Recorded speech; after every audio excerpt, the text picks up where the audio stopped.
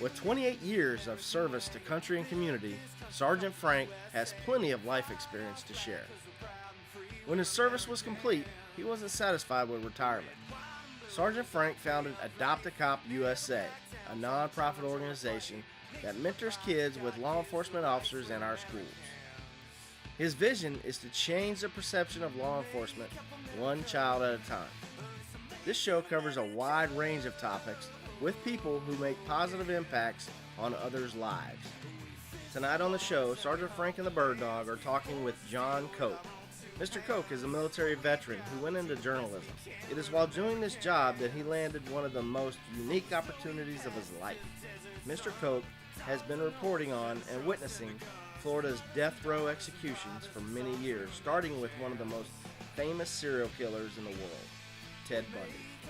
You won't want to miss this interview. It is my honor to introduce the one and only Sergeant Frank. Hey everybody, this is Sergeant Frank, and tonight with the Bird Dog, we're talking to John Koch. And John, tell our audience how we met the other day. Well, Frank, and good evening, and thank you for this opportunity to be with you and your listeners. I want to thank your listeners. I almost said my listeners, but they're your listeners. Thank you for allowing me into your home or your car, or wherever you allow me into tonight. I met you last Thursday. It was last Thursday. Thursday, almost a week. Tomorrow will be. And I was in the Dixie Grill, a restaurant that I don't mind spending my money with. They're consistent. They're good. They're a pillar of the community. They're also an institution. And that's a story in itself. And I was eating my meal that I like, breakfast. And you came in and I took an immediate like to you at the grill and mentioned the fact that I was on assignment. And you asked me what that was, and I said I was going to the Florida State Prison to witness the execution of Bobby Joe Long. And boy, did your ears pick up. I preface that by saying that I get to witness the extreme penalty of the law, and that's what perked up your ears. Well, after 24 years in law enforcement, and the Bird Dog, he spent 25 years in law enforcement, we don't really get to see that portion of our job. Our main focus is to make the arrest, to put the case together, and then from there it goes to the state attorney and then on up. So meeting someone like you is very unique for us in our positions. And that brings me to my very first question. How were you chosen, or is this something that you volunteered for to be part of our legal system? One of the stories I'm going to leave behind is how I got the job to be the senior news correspondent on Florida's death row. It started with the Ted Bundy case in 1979. Our local sheriff, Robert Leonard, was with the Florida Highway Patrol officer, Florida Department of Law Enforcement, at the site where Bundy left Kimberly Leach. And the sheriff, Kimberly Leach's body was found relatively intact, and Robert Leonard carried her body out from the place and put it into I didn't see that, but I would assume a body bag. But she had this girl in his arms wrapped in a blue blanket, and the look on his face was, one, don't you dare take a picture, son. Actually, boy. And the other is the look on his face of the sadness and the heaviness. And that started. I broke the story of that to the Associated Press and Florida News Network and some other outlets. And it was, yes, it was a story. I mean, by then he was getting caught for on his way to Tallahassee, and that was really the limelight of Ted Bundy for the state of Florida. Kimberly Leach was a sidebar. So I saw him when he came to Suwannee County and was arraigned, because where the body is found is where the crime allegedly was committed, and that's where the indictments and all the legal work comes from in the state. That's part of the legal process. However, I knew it wasn't going to stay here in Suwannee County. So it moved to Orlando, and I lost the case. It's outside of my territory. It's beyond my means. and it was just too much for me. And I've barely been in the business 10 years at that point. No, not even that, 3 years, because I started, well, whatever, short timer, wet, still a cub, learning the ropes, earning my card, journeyman's card. However, I knew it sooner or later it would come back to Suwannee County, mainly because that's where the crime occurred. That's if a warrant is signed for the death penalty for that crime, if convicted and given the sentence of death, of which he was, it would come back to Suwannee County, and then the following court proceedings would be in Suwannee County because there would be no jury. It would be a judge saying that somebody screwed up someplace, and then it would be shoved up to the state Supreme Court, and et cetera, et cetera. And it did. It finally came back to the state of Florida in 1989, actually in 1988 with some of the proceedings. And it is then that I decided that I didn't want to cover what Ted Bundy did. I didn't want to cover who he killed and the victims. Let somebody else do that. But I found something that nobody else has covered, even to this day, to the zealotness and to the detail that I do. And that is the legal aspects, the appeals, the dialogue between the attorneys handling the case and the attorneys handling and representing you and I in the state basis. And that's what I started to do, which brought me into close contact with the state attorney at the time, Jerry Blair, some of the investigators I can't think of without having my notes anymore, and then really following the case. Well, at the same time, this man was going to be executed, and I figured that because the Tallahassee murders were too political, and I don't think a governor would necessarily sign for that. But it's easy to sign a death warrant for a lonely child thrown out in the woods. I mean, that just starts, people's, boy, that's sad. And I knew Right. that's the death warrant that they were going to get him on, and I was correct. So I started making motions to get my seat at the execution because I'm a principal at the time. WQHL FM was a 100,000 watt station, and the AM, which is the flagship of this whole operation, was 1,000 watt, and it was the primary media for broadcasting, which means that I got a seat up there, guaranteed. I just got to get through the Florida Association of Broadcasters to say, yes, you're it. But I could claim a right to be there because I'm from the media, one newspaper, one television, one radio station from the area the crime was committed, and et cetera. And here I am in Live Oak, Florida. I was it. Yeah. While at the same time, I was getting nowhere. I was getting nowhere. I was. It tells you another story. But in the meantime, I had a relationship with a Florida News Network. In fact, they gave me my name, North Florida Correspondent, because of a story I did. But anyways, Kathy Putnam at the time, a close relationship. She was kind of like my handler for this area that I would report to. And then Ellen McBride, who actually named me North Florida Correspondent, was given the assignment to go to Ted Bundy's execution. And when she talked to me about it, she said, hell no, but I know this crazy guy in Live Oak that'll go. And that's how I became the senior news correspondent for Florida's Death Row. I did a good job. In 26 seconds, I don't know if you went to my Facebook page and read the short little thing in all the caps. I've read quite a bit of your Facebook postings, and well, that was the story I gave, and that was 26 seconds. And when I heard it the next day, because I hate myself, I sound crummy. I don't like it, but I know I do a good job, so I do it anyways. But a couple of days later, I listened to it, and gee, that I'm still got that zing. That was a good story. That was 26 seconds. I bet you listened to it. It's pretty amazing. But my other question is, you're still doing the same job. How does that happen? Well, how that happens, one, nobody else wants to go.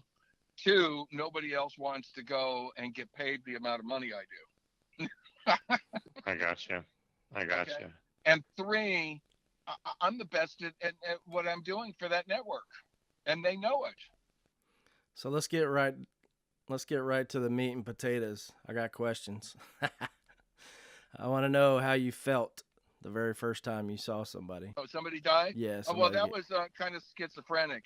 I had the human emotions. We're putting a human being to death and all that. But I was a reporter. My job is to accurately reflect, and you can't have emotions to accurately reflect. I'm sorry, you got to turn to cold ice. And in 1989, in the beginnings of my career, I've covered some pretty horrendous stuff, to include Ted Bundy and Jesse Trafaro a year later, and no, nothing. Now afterwards, after I put my story to bed, after I've cleaned up the record and I've thrown the envelope in the bag, in between that point, I get some feelings. But outside of that, no, I don't have any feeling one way or the other for the individual, other than for one out of the 78 executions that I have any feelings for, because I felt that that individual should have been commuted and used as an example to the other prisoners. Now, why am I saying this for your interest in feeling this way? Because he understood what he did was wrong. He accepted the responsibility of what he did. He had a relationship with the victim's family and asked and got forgiveness. And he was doing something in prison the best way he could from death row to mitigate the circumstances of what's put him there. Damn it, I would have commuted his sentence. I never would have let him go, but I would have commuted his sentence, because we need people like that. We need people to understand that. But the guy that went last Thursday, uh, there's a part of me to take him outside and shoot him after the witness said, "Yeah, that's him." That's enough for me. But that's not what this country is based on, and that's why I don't have anything against the process that waits 30 or 40 years. Okay, does that answer your question? yeah. I like being a cop for 25 years. We dealt with a lot of deaths, so it affects people different. Everybody differently. So I was just Yes, curious it does. how you I, felt. I, I I've had my mother died. The same thing. I have been more affected by the death of two of my dogs in my life than I've had anyone close to me or anything that I have seen. Uh, uh, you know, my destiny is to stand between you and somebody that will harm you. I hope we have the enough sense to stand next to each other or back to back. In order for me to do that, I will be called upon to do things that will make me useless to the society ever again. However, I have the compensation of understanding who and what I am and where I've been and where I'm going and what everything is. And that's hard to explain, but that is my gift and compensation, to have to stand between you and somebody that will harm you.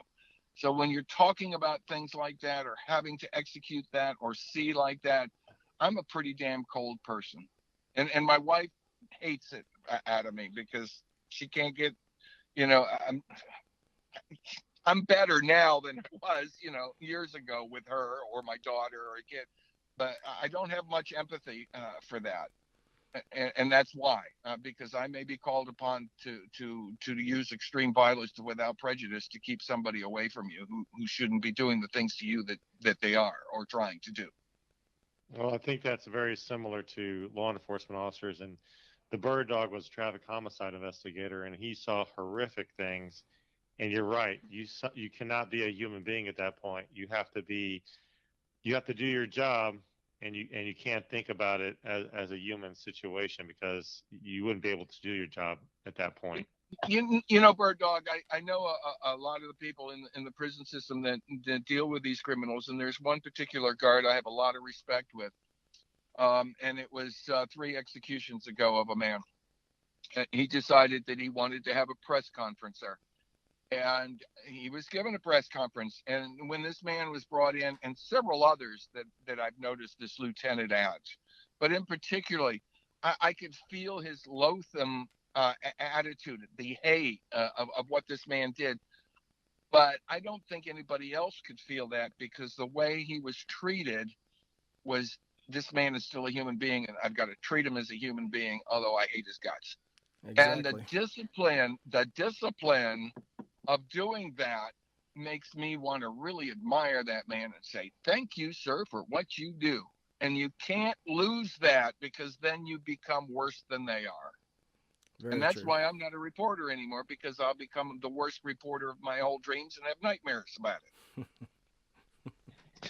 All right. Well, I have a question. Yes, sir. What was the worst execution you had to witness? Davis, the last use of the electric chair. Davis. I saw Pedro Medina and Jesse Trefero was my third execution, third or fourth. I'm not quite sure.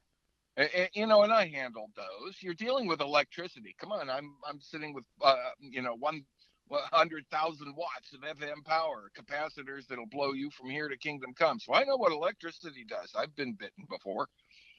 Davis, he was a fat, ugly man, especially when they killed him. He was a fat, ugly man, and they had problems strapping him in. And in that white shirt, you only get the first button, but you don't see what's happening underneath the shirt. So, and what was happening is that chest strap that they put on them to hold them in was causing Mr. Davis to have cleavage. And during the process of the electrocution, his nose bled, which allowed the blood to drip down the chin and then into the riblet of his cleavage, and then show up as about the, let's see, I'm counting my buttons, the third button on a shirt. It started, I noticed it was pink, a little bit, and then it got bigger and bigger and bigger and bigger, and it was bleeding. And we wanted some explanation, and the state was giving us all kinds of BS. And afterwards, my wife asked me, why do you do this? Because I was really emotional, and my handler said, John, go take a smoke or something. Come back in 10 minutes and give me another story. I was pissed, and my story reflected that. I think that was prior to 2009. That was the first time that it had ever happened. Anyways, after that experience, my wife turns to me and says, why in the hell do you do this, John? And I turned on the radio and I caught an FNN news report, and my voicer was there. And I said, that's why. You'll listen to that and you'll know something happened. Mm. And something did happen. That one is, and then and then the guy that commuted, that was kind of hard to take, but that was the lawful sentence of death. While I'm working, I have a judge that reads all my stuff, and he doesn't know which side of the fence I'm on because I've never told him. I haven't told him what I'm telling you. But we need the death penalty. There's some pretty nasty people, but I think we need to spend more money in the appeals process in fairness to the condemned. If you're going to leave me in there all my life with no human contact, that's one thing, but don't say you're going to kill me and then you leave me to languish. And I could see their point of cruel and unusual punishment.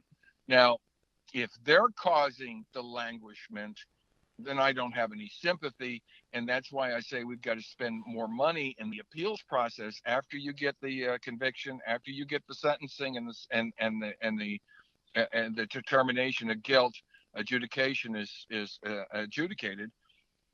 Then there's got to be a team of lawyers on that, like white on rice, to push those appeals through, make sure they're timely, make sure the arguments are there. And I think with at least 5 years, not that this would be a limit, but I think out of all the cases that I've seen, 78 of them, I think can be done in 5 years or less. Yeah, I always wonder why it took so long, but I mean, I understand because, seeing some of the forensic shows that are out there, you see a lot of people exonerated from like early 70s and 80s cases because all the DNA stuff and wasn't available then, but we're getting a lot better with all that. We're getting a lot better with all that, so I'm thinking that shouldn't take as long to do this now. So 5 years seems pretty reasonable. Well, another thing that I'd like to point out is that it could be you or me. And you and I could know that there's evidence out there if somebody will dig for it, somebody will get it, as if somebody will deal with it. And that's what I say. It could be you or me. And I would hate to have any limit on the process.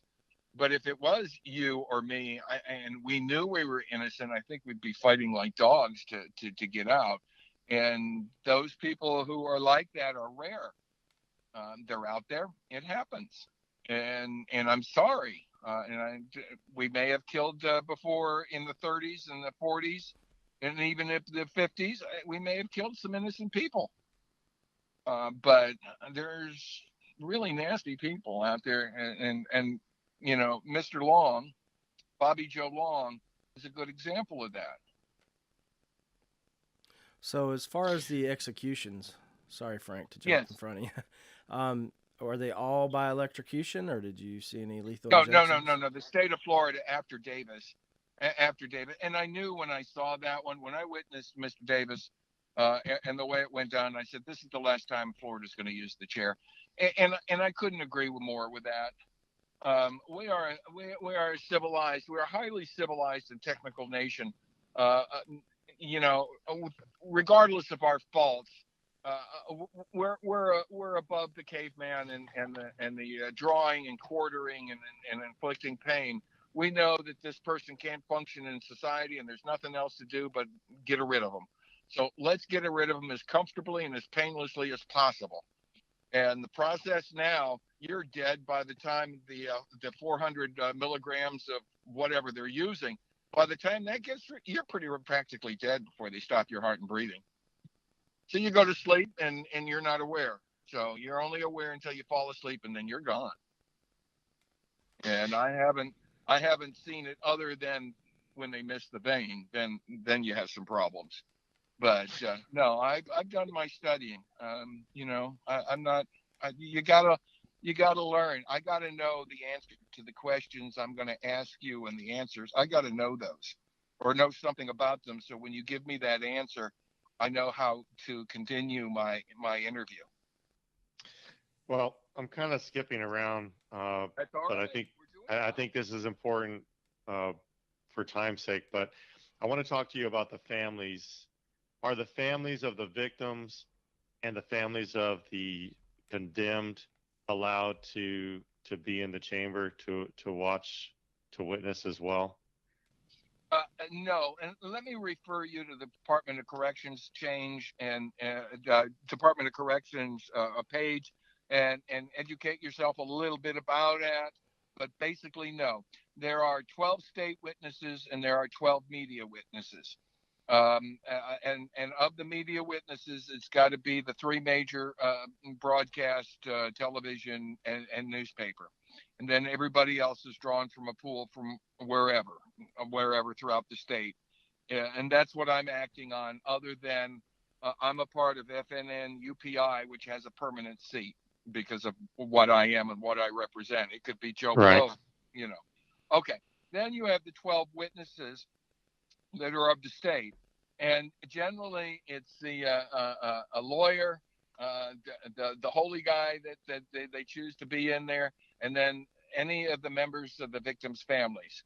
For instance, the last execution had quite a few. In fact, one of his victims survived, and she managed to turn him in and give enough evidence to convict him, and is herself a sheriff's deputy for Hillsborough County. So I refer. Wow. Yeah, there's a good interview. She's really good. I'm going to give her some time to rest, and I'm going to ask her, how in the heck could you uphold the law after a criminal like that did what they did to you? Wow. And I asked her, and she said, yeah, but I told her I was going to give her a couple of months. She doesn't need another reporter in her face for a while. But then if they don't have enough room, then anybody who's hanging around the prison or anybody else has gotten permission somehow to get in there through the Department of Corrections. There have been times where there's only been 3 reporters, believe it or not. This is Very the first time. interesting. This is the first time in a couple of years that we've had nine reporters. Our seats were almost full. I didn't get my usual seat. I have a seat that I like, and I usually count it out, where I can see everything I need to see. Well, I didn't get that. So, but yeah, You you didn't sound pull the disappointed. seniority card? Well, you can't, not with television reporters. They God love them, but I hate them. I'd like to just take out and shoot all of them. I mean, there are some that have sought me out and have been really respectful of my decision, and I mean my position.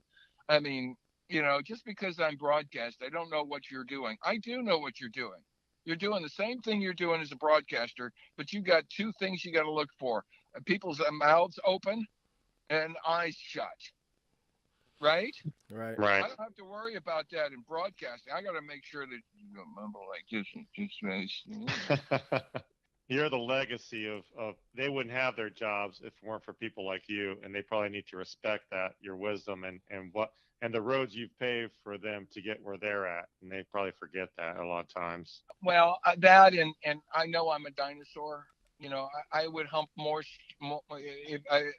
expletive deleted than I was a soldier when I was early in my career from 1974 till about I'd say 2005. I was still using film. And I still was using a cassette, and I was so good that I could take two Marantz PMD 222s, match them up, and edit. Wow. Yeah, and develop my own black and white. I can't tell you the day I got my first A1. I mean, I thought I'd died and got to heaven, and man, then I had a chance to get a second one. Wow! We're gonna have to do a show just on the technology leap one of these days. But John, tell us though. I know you're a veteran. Did you serve in combat? No, I did not. My buddies, I was going to reenlist, and my buddies decided that I had a discharge, kidnapped me, and took me to Dallas, put $200 in a plane ticket in my hand, and told me to get what out of there. We don't want you. You're stupid. You got a discharge. So no. But I was with the military when they were told to go to Chicago and act as police.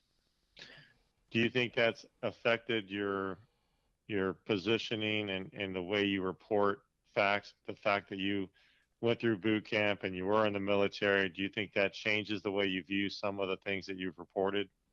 No, what it did was what Boy Scouts were doing. Remember what I told you earlier about my destiny. I was always suspicious and knew that I was not the average bear, and and I was different. And why was I different? And even at an early age, it got me in trouble. And I was not getting the discipline at home. Instead, I was getting abuse at home. And that's not good for a person like me, because then I could have become a Hitler or a Bundy or a Pol Pot or a Mao or a Stalin. I could have. But I had things like certain individuals, and I had the Boy Scouts, and then later the Army. And then to this day, there are certain things that the Army teaches you because they break you down and then they rebuild you. Well, I don't go outside without a hat on. Yes, ma'am. No, ma'am. Yes, sir. No, sir. And the reactions for the training, and just the whole attitude in mind that you're representing the constitutional republic and everything it stands, and that gave me something to really hold on to and understand, and until it came time to understand. It gave me the discipline and the backbone and the structure that I did not get when I was getting all the abuse, intellectual, physical, and even sexual. No, I admire that, and I thank you for sharing that with us. And like again, there's probably several shows that we need to spin out of with your history. Well, let me just say this one more thing, and then we can go on. Go ahead. I cannot use any of that as an excuse. Oh, I was abused, so I'm going to go out and hurt people and kill them. That's BS. You make choices. You are responsible. You have that free will, unless you're totally unwired. and that happens, then you need to be in a loony bin. Right. But 99% of the people out there, yes, I'm going to do this because I want to. Well, I'm sorry. Anyways, next question. Right. Yeah, and I used to do a program in mentoring kids and especially teenagers, and I used to tell them, don't let your past poison your future, and I think you've pretty much drilled that home. Bird Dog, what question do you have next? I'm curious about the reporters that you've been in the room with after an execution. Any of them have any issues with it and not come back, or is everybody good with I it? have no idea. The only thing we do, and now that I'm the senior member, and Ron Word was kind of like took me under his wing way back in Bundy and really helped me out. He gave me his phone link. If I didn't have that phone link, I would not have been able to do my job. But anyways, Ron would come out and say, hey, guys, we need to get into the van. We only have contact from the time we are taken out of the execution chamber to take us back where they picked us up. And in that time, we aren't doing anything but trying to get the last words down, if any. And that way, you might know something, I might know something, Frank, you might know something, and we get the last word straight. We get our story straight. It's coming from us, and you can't have 9 reporters or 12 reporters reporting different things that they heard and get any accuracy. Gotcha. In the case that I was with this one in the crowded van, there was really more, did you see this? And did you see that? And they're working. And then they all go their separate ways. Some of them will come back and want to talk to me about background, but they're all doing their jobs. The university sends 2 students, and they're told to find me. And the guards there that I trade cookies with now points them out to me, or vice versa, points me out to them to me, or me to them. But most of the time, I don't have any contact with the other reporters, and I can't answer that question. Students from where? University of Florida, USF. That's my connection into Florida Public Radio, and then my jump to NPR occasionally. Okay. And what's their mission for that? They're students, and I'm trying to get there's students in the College of Journalism, but they're all at the age of consent, and they're not allowed to attend. They won't get them into an execution. And I've gone before the dean and everywhere else. Those students should go to an execution. If they're going to be reporters and they're going to report that kind of stuff, then they need to see it. Right. They don't need to depend on me or after the fact. I'm sorry. So they're not in it during the execution. It's afterwards. No, okay. I'm sorry. Sensibilities. I got you. And I could say a lot about that, but that's not the subject tonight. Well, I appreciate that, John. You're welcome. Did you? I don't know if I should even. Did you ever feel sorry for someone that was executed? Yeah, no, I did. The one that I would have commuted his sentence. Okay. And sorry to the extent that, my God, he's a human being. He understood what he did was absolutely wrong. I can forgive that. And I was allegedly raised as Catholic. And so you've got that discipline and all that comes with it. But yeah, right. That's Latin for my listeners that have no idea. He's not speaking in tongues. He's speaking Latin. So I'm speaking in Latin. But the thing is that, yes, forgiveness is a very, very wonderful thing. And I have forgiven all of those that heaped all that. Well, the sexual stuff was, I didn't know, and it felt good, and I didn't know any better. But I've forgiven that person. I've forgiven my mother, who was the biggest. I've forgiven my father, who has given me hard beatings. Anybody that's been nasty to me, I try to forgive. Now, if you get me mad today, it may take a little while, a couple of days to get over it. Depends how you.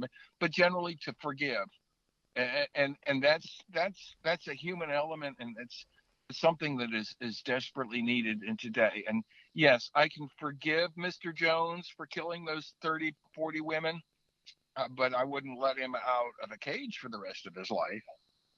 Very good. Very good answer. Bird Dog, what else do you have to ask? Do you ever get to interview any of the people before they're executed? Not directly. I haven't. I have a few of them on my circuit. I'm in the Third Judicial Circuit, and we have one gentleman that wants to be executed, and doesn't think he'll be executed because he's asking to be executed. Um, and I'll be able to, because I know the state attorney here is going to turn around to him and he's going to point to me and says, "That guy is probably going to watch you die." He's already done that to two others. Thank you, Jeff. I appreciate that, But at that point, if he does that, then I'll reach out with my card and say, "Listen, you want to talk? I'll listen. I'll get your word out. I'll publish you." Has that ever happened that you could, if you're on death row, that you could actually request execution and they grant that?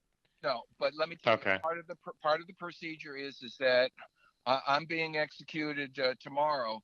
However, a week back, I have a right to have a one-on-one with a media person, or I can have a group grope, so to speak. And those are the only ones I've attended, and I think I've only done 3 or 4. I don't know. I'd have to go back to the record and look at that, but they're rare. And they're very rare that, and they all talk how innocent they are and everything else. But I don't care. They can say, the pink, pink, pink, pink, and if you'll buy it, I'll sell it to you, all in a nice little package. John Koch, Stark, Florida. I have, and this may be personal. You may or may not want to answer it. Roger. Where do you think these people go when they die? That's not. I don't know. That's a non-question as far as I'm concerned, Frank. And I don't care. Okay. That's up to them. Okay. I know where I'm going, and I know the responsibility that's been given to me. And this ain't the first time I've done this. I can remember 4 other previous things, but I can't worry about yours, Frank, and I can't worry about bird dogs. That's your problem, not mine. I got you. Good answer. Do you, John? Do you think? Wait a minute. I will preface a postscript that you better have something. As far as I'm concerned, I don't care. But whatever holds you to do unto others, some kind of live and let live and an understanding. You hurt me, you're hurting yourself, type of concept. And things are a little bit bigger than I am. Then you're really sorely lacking. I don't care what you call it, but you got to recognize. You look outside in the morning and you know that there's something else out there. Come on. I appreciate that. I thank you for sharing that with us. John, do you think you could be an executioner? Oh, no problem. Really? I would have no problem pulling the switch. No, because the people that are sitting in that chair, one, it would be my job to do that. Now, the one that I would have commuted, I would have felt a little uncomfortable, but I'm carrying out the lawful sentence, and I use that phrase. If you'll look through my work, I use that phrase in anything I do, the lawful sentence. I can't go against the lawful sentence of the state of Florida. If I do, then I don't believe in the constitutional republic and for what it stands. Yes, it makes mistakes, but it's got to be something bigger that we as a nation or a people or a community can latch onto and kind of not over-identify with it in a world situation. Very good. Bird Dog. Like that, Lee, huh?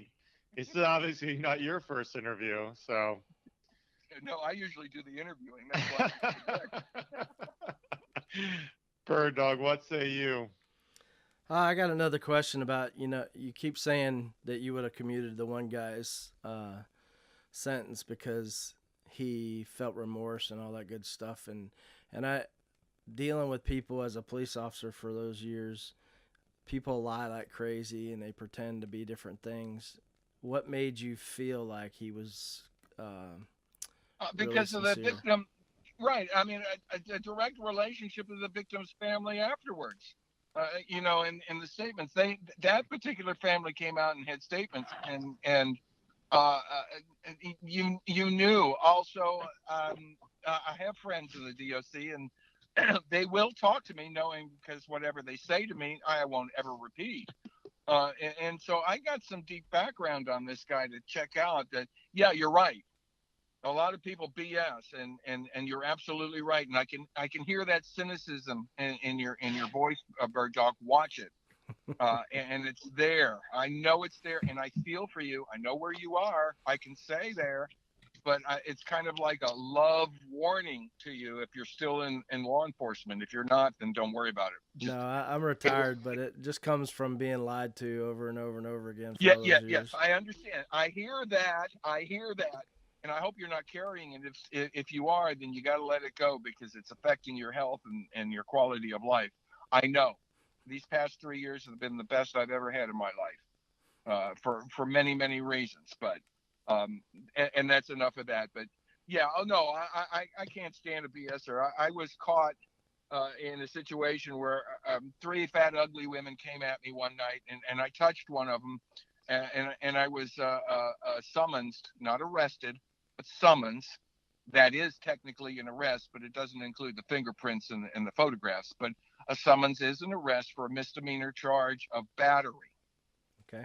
Yeah, right. I mean, I didn't want to talk to you. I didn't want to talk to them, and I was scared. But they, whatever.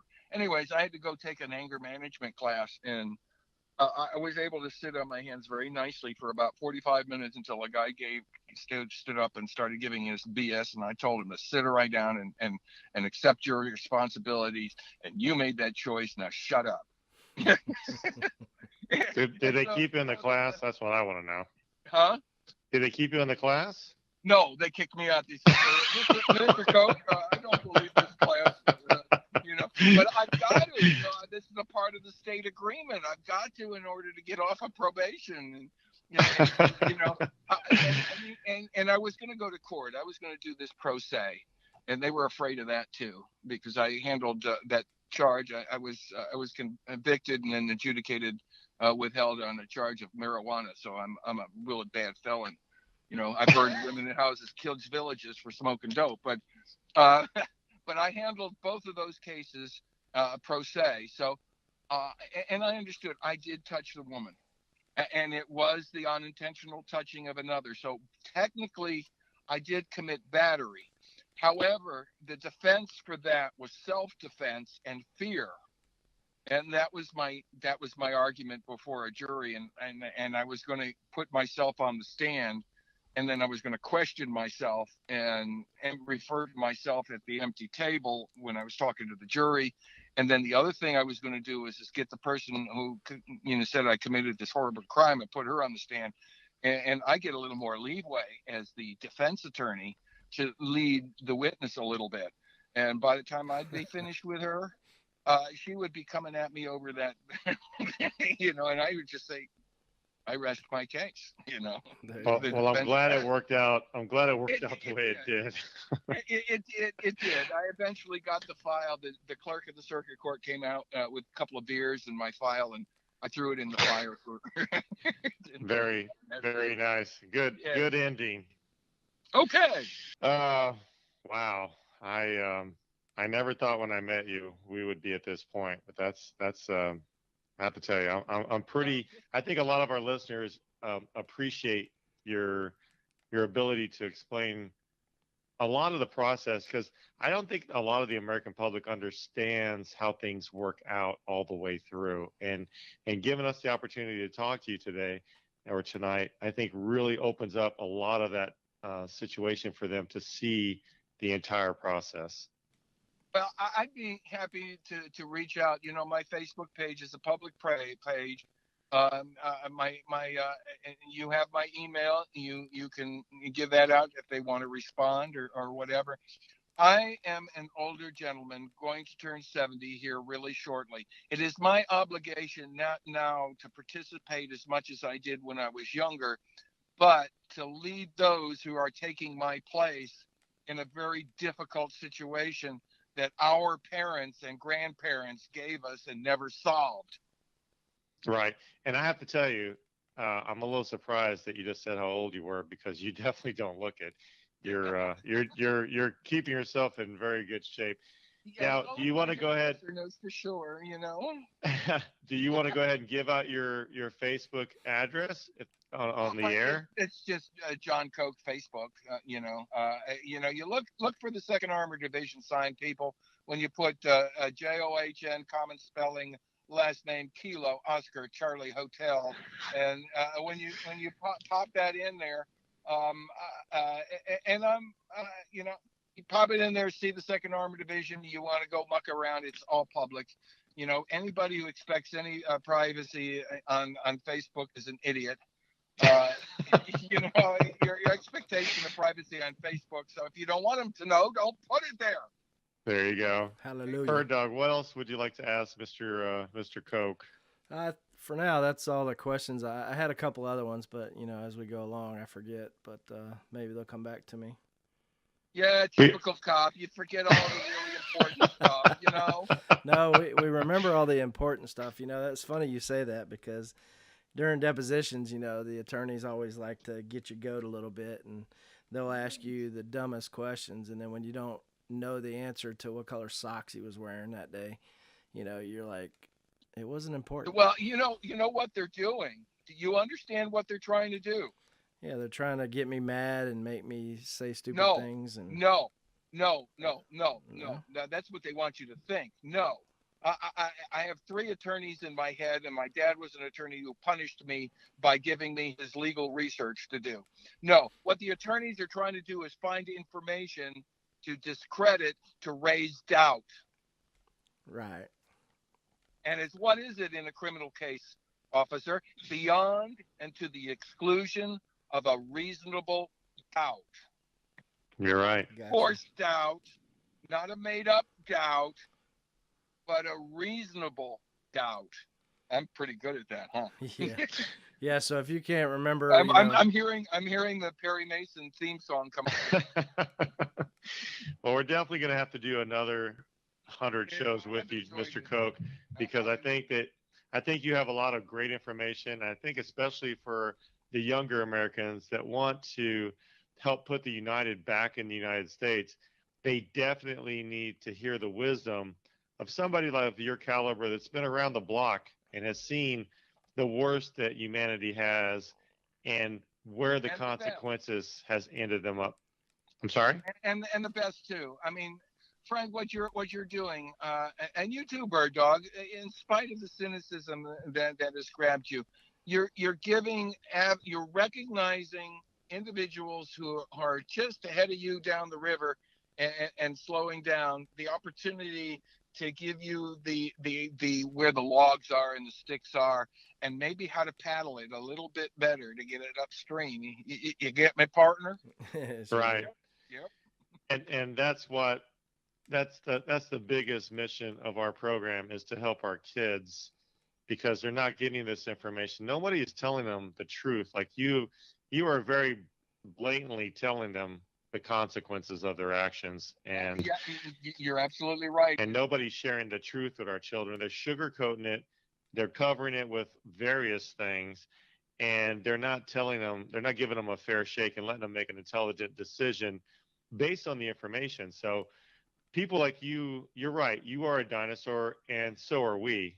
We're officers that care, and there's a lot of officers that do care. And our whole mission is to help change that perception of law enforcement in this country and stop villainizing the people that are trying to help you. Because at the end of the day, when it all hits the fan, there's 3 numbers that everybody knows to call. And no matter what they say about us, we never have that opportunity to ask if the people hate us or not. We still respond, we still do our job, and we uphold the law. And that's our job, or it was our job. And now that's what we're trying to do with the next generation, is to give them that same character development that they're not getting in any school or any information on social media. Well, I'm glad to help. And I was going to say that I don't really have any choice in the matter. I'm obligated to tell you the truth. That is also a part of my destiny. And because if I was not to give you the truth, I would not fulfill my destiny. And there's a very dark place for me to be in the scheme of things. That means that I would be on this wheel a hell of a lot more than I normally am. I only come around when humankind has the opportunity to grow up. We have tools to grow up and be a human race, and reach for the stars if we want to. Or I love it. Screw up this planet, and the only thing that's going to be left is a few animals, roaches, and rats. Because if I interpret the Christian concept correctly, we are to be good stewards of the earth. Not the dominion is a language that was put in after the fact. If you research that phrase, it is to be good stewards of the earth, not to hold dominion over it. But amen, brother. Amen. That could be argued. Anyways, Mr. Koch, it was an absolute pleasure. I'm so glad that we met. And I don't know if those ladies that were next to us, we actually published the letter that the young lady wrote about her father during Memorial Day. Her dad passed away a month before she was born in World War II, defending the freedoms of this country. And it was very an amazing lunch. You saw where I was Memorial Day on my page. Absolutely, brother. And I thank you for sharing that. And we are definitely going to be talking again. I think a lot of our listeners, we maybe even have them ask questions or send us their questions for the next show that we do. And I think that would be highly interesting to give them the information that they're seeking. Well, I tell you, this has been an hour that has been just totally fun for me. And I get sucked into this, because it is a little bit about me, all about me, and I haven't had enough of that in my career, and I shouldn't, and a lot of people would. But I've certainly enjoyed this hour, and yes, I'll do it again. And thank you very much for having me. And finally, let me thank you, listeners, for allowing me to be in your home or your car or wherever you're listening to this. You allow me to be there, and thank you very much. Very good. Bird Dog, tell people how they can listen and help our program in the future. Well, you can go to our Facebook page at Adopt a Cop USA official site, and make sure you put in the official site. There's a couple of other prayer groups and things out there with the same name. If you're listening to this, obviously you found our YouTube page, which is also Adopt a Cop USA official site. And we also have a great website if you get time to go visit it. It's www.myaacusa.org. That's myaacusa.org. Awesome website. If you want to help out, we would appreciate it. And it was great talking to you and meeting you, Mr. Koch. I really enjoyed it. You're more than welcome, sir. Thank you. All right, guys. Thank you very much, and help us continue our quest of casting hope and catching dreams for the youth of the United States of America. God bless you, and we'll see you next week. Listen, young one, it's not cool to be a thug.